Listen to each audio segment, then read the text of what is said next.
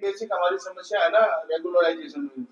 कांग्रेस सरकार ने भी हमें बेवकूफ बनाया था, अब बीजेपी सरकार में भी बेवकूफ बन रहे हैं आज भी। उसके लिए इन्होंने प्रयास 2680 के करीब हमारे जो कर्मचारी हटाए थे ना, जिनको कौशल के तहत करने की कोशिश की थी, इन्होंने उसके लिए प्रयास किया था। उस टाइम ओएसडी थे, क्या नाम है, उनके साथ ले जाकर ना बाकायदा मीटिंग भी हुई सीएम के वहां पे, पर उन्होंने फिर हमें गोली चुसा दी। मतलब मैं ये कह रहा हूँ कि ये इनके हाथ में तो कोई पावर ही नहीं थी। और जो नई बस्ती में वाल्मीकि चौपाल की बात कर रहे हैं ना, 2 करोड़ 40 लाख रुपए की ग्रांट जिंदगी में पहली बार हमारे पूरे शहर के अंदर 913 गज जगह लिए, इतनी बड़ी जगह पे भवन बन रहा है, 2 मंजिल बन भी चुका है। तो इनके प्रयासों में कोई कमी नहीं रही। वो ठीक है कि जब इनके हाथ में कुछ था ही ना, तो हमने इनकी सच्चाई और ईमानदारी देखी है, बस इससे ज्यादा कुछ नहीं देखा। नई बस्ती के पास करवाए, एक ओम नगर के अंदर पूरी सभा बनवाई, भवन बनवाया, और एक भगवान वाल्मीकि के नाम से द्वार बनवाया, और जयकमपुरा का जो मंदिर बना है उसमें भी डायरेक्ट इनडायरेक्ट मैंने सहयोग किया। और अब अगली फाइल संत कबीर भवन की, जो कबीर चौपाल है, उसका मैं काम में लगा हूँ और वादा करता हूँ कि कबीर चौपाल में बनवाएंगे। और जितने भी भगवान वाल्मीकि के मंदिर हैं, चाहे वो भीमनगर में हो, चाहे वो सुगरौली में हो, चाहे वो संत रविदास जी का मंदिर और सभा कन्हई में हो, चकरपुर में हो, वजीराबाद में हो, कुछ कुछ थोड़ा बहुत करवाया पहले भी है और सबको चमका देंगे। एक भी ऐसी नहीं छोड़ेंगे जिसमें फॉल सेलिंग ना लग रही हो, लाइट और फॉल सेलिंग लगवाएंगे सबके अंदर। और कर्मचारियों की मांग को भी 26 कर्मचारी टर्मिनेट हो गए थे, उनको बाहर करवा दिया। कई बार उनके मुद्दों को लेकर के सरकार तक गया हूँ। जब ये सीटें 3 कम हुई, इलेक्शन कमिश्नर से मिला, धनपत सिंह से, इनके लिए पूरे समाज का एक परिचर्चा बैठक रखी, अपने मुद्दों पर काम करता हूँ, काम किया है। और रही बात वोट की, वोट को साथ चाहिए, वोट के बिना चुनाव में वोट चाहिए। वोट सबको देना है, मुझे भी देना है, आपको भी देना है। वोट आत्मा का है, वोट आदमी उसको देगा जिससे आत्मा जुड़ती है। आदमी खून दे सकता है लेकिन वोट बिना आत्मा के नहीं दे सकता। और मैं तो ये भी कहना चाहता हूँ, अब ये समाज किसी लालच या दबाव में आने वाला नहीं है। 4 दिन के लालच के लिए, 10 दिन के लालच के लिए अगले 5 साल खराब कोई समाज अब नहीं करेगा, इतनी जागरूकता आ गई।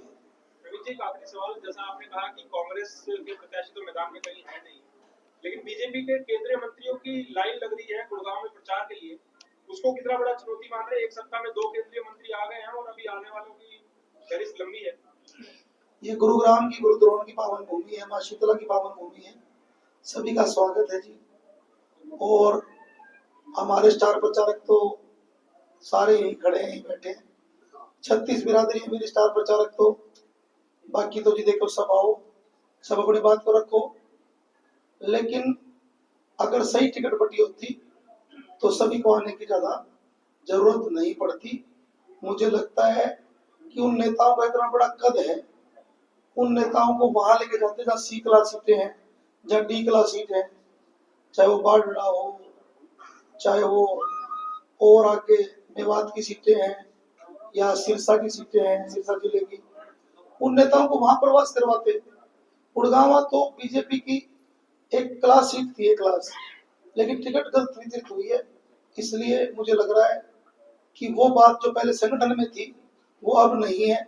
बहुत से लोग, बाबूजी GL शर्मा जी जैसे लोग पार्टी को अलविदा कह चुके, बहुत से मंडल, बहुत से शक्ति केंद्र प्रमुख, बहुत से बूथ अध्यक्ष पार्टी को छोड़ गए, और पन्ना प्रमुख तो मुझे लगता नहीं है भी क्या नहीं।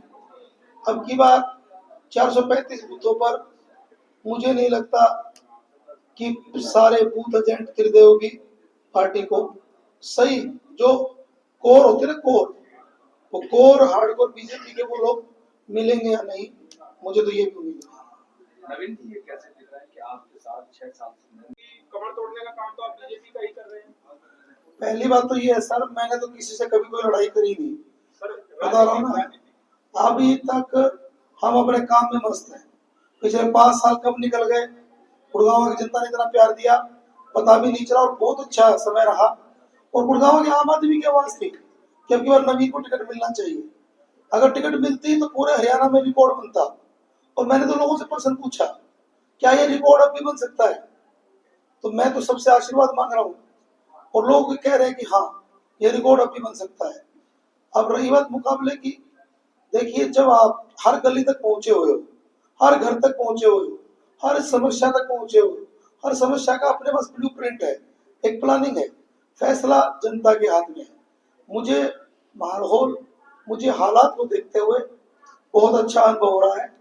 गुड़गांव की जनता के चरणों में समर्पित हूं मैं, और मैं गुड़गांव की तरक्की के लिए 5 साल मांग रहा हूँ, एक अच्छा काम करने के लिए। तो मुझे पूरी उम्मीद है कि बहुत अच्छा माहौल रहेगा।